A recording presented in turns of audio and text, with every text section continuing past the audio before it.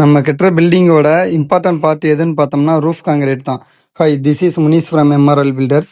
நம்ம பார்த்துட்டு இருக்கிற சைட் வந்து கோயில்பட்டி சைட்டில் ரூஃப் காங்கிரீட் பற்றி பார்க்குறோம். கிளைண்ட் வச்சு பூஜையை ஸ்டார்ட் பண்ணி அவங்க கையால் ஃபஸ்ட்டு காங்கிரீட்டை போட சொல்லியாச்சு. நெக்ஸ்ட்டு நம்ம காங்கிரீட் காஸ்டிங் பண்ணுறதுக்கு ஸ்டார்ட் பண்ணியாச்சு. டாக்டர் ஃபிக்ஸிட் LW+ 101 அட்மிச்சர்ஸ் வந்து ஒரு பேக்குக்கு 200 ml நம்ம மிக்சிங் பண்ண சொல்லியிருக்கிறோம். காங்கிரீட் போடுறதுக்கு முன்னாடி சென்ட்ரிங் அடித்த பலகை எல்லாத்துலேயுமே தண்ணி விட்டு ஃபுல்லாக நல்லா நனைக்க சொல்லியாச்சு. பிஃபோர் வீடியோவில் ஸ்ட்ரக்சரல் ட்ராயிங்ஸில் இருக்கிற மாதிரி ஸ்டீல் ஃபேப்ரிகேஷன் பண்ணியிருக்காங்களா, எலக்ட்ரிக்கல் ட்ராயிங்ஸில் இருக்கிற மாதிரி எலக்ட்ரிக்கல் பாயிண்ட்ஸ் கொடுத்துருக்காங்களான்னு செக் பண்ணியாச்சு. நெக்ஸ்ட் வந்து நம்ம மேனுவல் மிக்சிங் மெத்தடில் M20 கிரேடு காங்கிரீட், அதாவது 1:1.5:3 ரேஷியோவில் காங்கிரீட் போட ஸ்டார்ட் பண்ணியாச்சு. காங்கிரீட்டோட ஸ்ட்ரென்த்தை ஃபிக்ஸ் பண்ணுறது என்னென்னா வாட்டர் சிமெண்ட் ரேஷியோ தான்.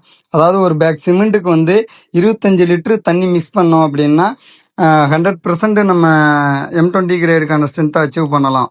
ஃபஸ்ட்டு ஸ்லாபுக்கு முன்னாடி ரூஃப் பீமுக்கு வந்து காங்கிரீட் ஃபில் பண்ணிக்கணும்.